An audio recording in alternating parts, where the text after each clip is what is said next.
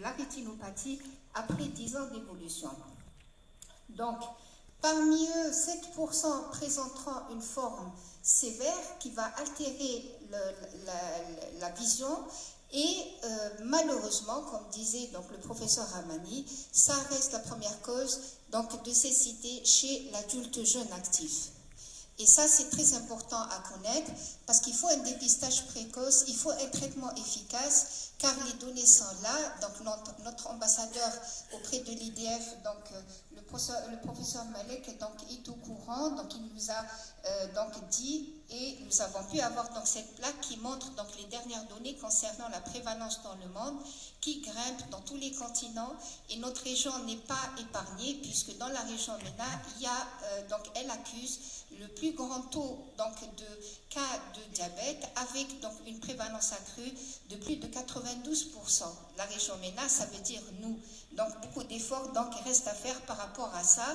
Et en Algérie particulièrement, donc là aussi, il y a une augmentation de la prévalence puisque de 2016-2017, donc la prévalence du diabète est passée de 14% à 17,5% en 2024. Alors, qu'en est-il donc de la fréquence de la rétinopathie donc en Algérie?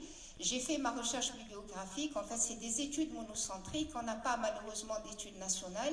Et puis, les études, donc, soit faites donc, en médecine interne ou en diabétologie, retrouvent une fréquence donc, qui varie entre 22,6 et 61% des cas.